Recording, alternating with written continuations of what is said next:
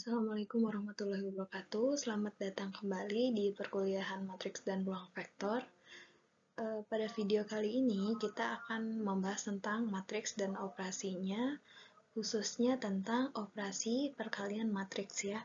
Kalau sebelumnya kita sudah mempelajari operasi penjumlahan, pengurangan, kemudian juga perkalian skalar, sekarang kita akan membahas perkalian dua matriks. Oke ya, jadi kita akan bahas operasi perkalian dua matriks. Nah, misal kita memiliki dua matriks ya. Misalnya di sini kita punya matriks A dan punya matriks B. Nah, perkalian matriks AB ini adalah matriks M kali N dengan entry sebagai berikut ya. Jadi pertama kita lihat dulu ya, ternyata matriks A ini dengan ukuran M kali R, kemudian matriks B ini dengan ukuran R kali N. Sehingga ini akan menghasilkan matriks baru yang berukuran M kali N. Ya. Nah, kemudian entry-nya apa?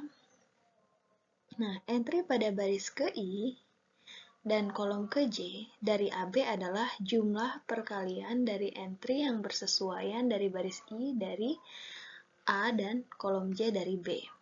Nah, sekarang kita bisa lihat di contoh berikut. Misalnya kita punya dua buah matriks ya, di sini. Ada matriks yang pertama, ini ukurannya 2 kali 3. Kemudian matriks yang kedua ukurannya 3 kali 4. Sehingga perkalian dua matriks ini akan menghasilkan matriks berapa kali berapa? Ini 2 kali 3, ini 3 kali 4. Berarti matriks ini, perkalian matriks ini akan menghasilkan matriks dengan ukuran 2 kali 4 ya. 2 kali 4. Nah, sekarang kita akan menghitung entry-nya. Oke, misalnya kita ingin mengisi entry yang pertama. Di sini adalah baris ke-1, kolom ke-1.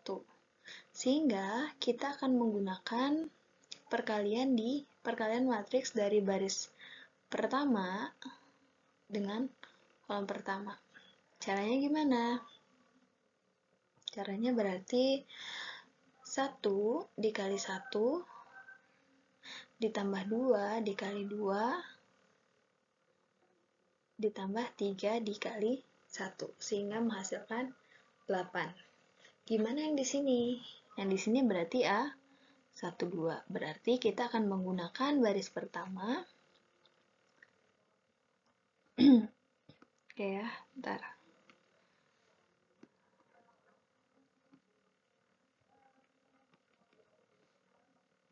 Kita akan menggunakan baris pertama dan kolom kedua ya, berarti 1 kali 2 ditambah 2 kali 3 ditambah 3 kali 4 hasilnya 20 ya. Kalau yang di sini misalnya berarti A 1 3. Berarti kita akan menggunakan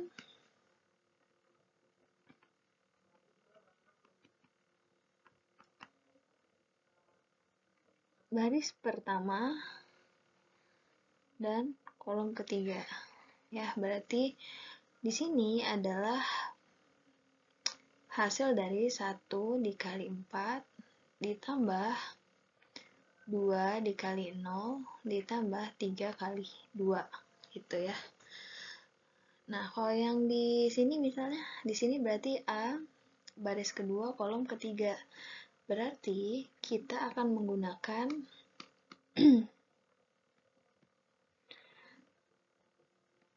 baris kedua dan kolom ketiga. Berarti entry di sini adalah hasil dari perkalian 4 dikali 4 ditambah 5 dikali 0 ditambah 6 dikali 2. Seperti itu ya, silahkan dicoba masing-masing. Oke ya. Nah, tadi seperti yang saya sampaikan, perkalian matriks ini misalnya Matriks A ukurannya M kali R dan matriks B ukurannya R kali N. Perkalian matriks A dan B ini akan menghasilkan matriks baru yang ukurannya M kali N. Nah, yang kemudian perlu teman-teman perhatikan juga bahwa di sini jumlah kolom pada matriks pertama harus sama dengan jumlah baris pada matriks kedua. Kalau misalnya ini tidak sama, maka operasi perkalian matriks tidak bisa dilakukan gitu ya. Oke. Nah, ini untuk teorema mengenai perkalian matriks ya. Ada beberapa sifat.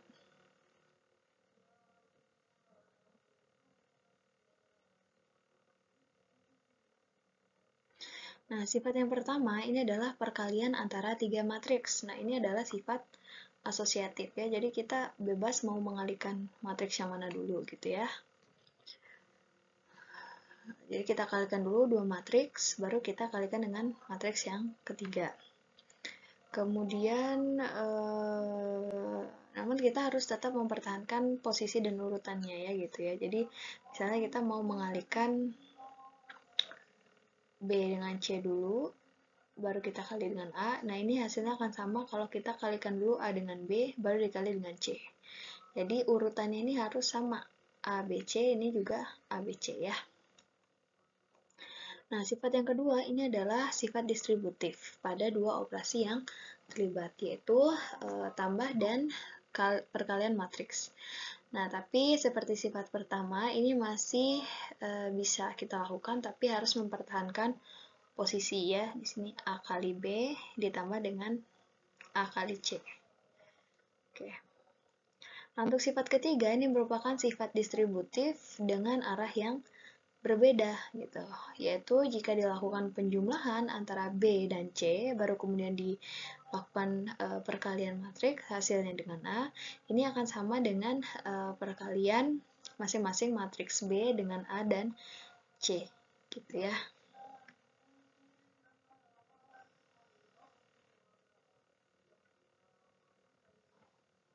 Nah, kemudian selanjutnya kita akan bahas transpose dan trace. Jadi di matriks ini ada istilah transpose dan trace ya. Apa itu transpose, apa itu trace? Jadi kita next. Nah, transpose matriks. Nah, definisinya adalah kalau misalnya kita punya matriks A dengan ordo M kali N, maka transpose dari A itu kita definisikan sebagai AT ya, atau kita bacanya A transpose. Nah, ini didefinisikan sebagai matriks ukuran N kali M. Kalau teman-teman lihat, di sini ada pertukaran jumlah baris dan jumlah kolom ya, gitu. Nah, jadi mungkin kita langsung ke contoh aja. Misal kita punya matriks A, kita ingin mencari A transposnya. A transposnya berarti yang awalnya dari jadi baris, sekarang jadi kolom. Artinya kita akan memiliki sini 1, 2, 3, kemudian ini baris kedua, ini jadi kolom kedua, 4, 5, 6 ya. Jadi ini untuk transpose yang awalnya baris jadi kolom, yang awalnya kolom jadi baris ya. Oke. Nah, kemudian ada yang namanya matriks simetri ya. Kita pernah bahas juga di jenis-jenis matriks. Matriks simetri itu contohnya seperti apa? Jadi misalnya kita punya matriks. Matriks ini punya diagonal misalnya ya. Nah, di sini di antara diagonal ini harus memiliki angka yang saling angka yang sama gitu ya, atau gini gimana sih?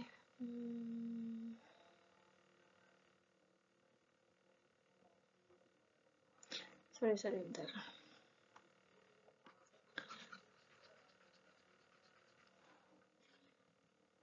Nah, jadi kalau misalnya A ini matriks simetri, maka A transpose akan sama dengan A, gitu.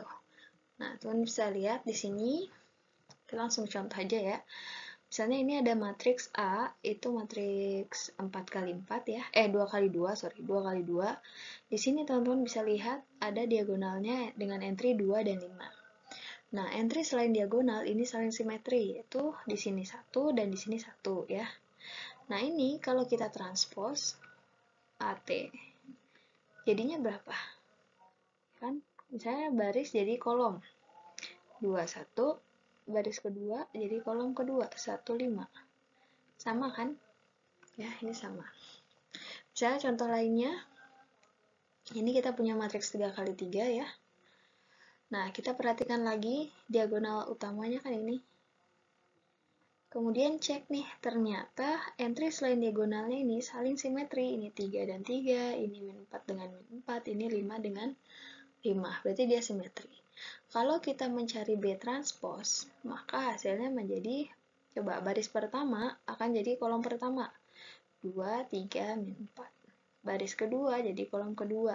3, 1, 5. Baris ketiga jadi kolom ketiga. Min 4, 5, 6. Ya, ternyata sama aja kan? Nah, sehingga ya ini ya, kalau kita punya matriks simetri, maka A transpose-nya akan sama dengan si A.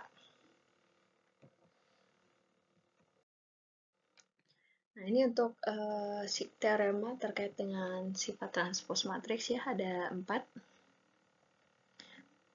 Kalau misalnya A transpose, kita transposkan lagi, maka akan menghasilkan A kembali. Ini untuk penjumlahan matriks, kemudian kita transpose, hasilnya seperti ini ya. Nah, kemudian ini untuk perkalian skalar.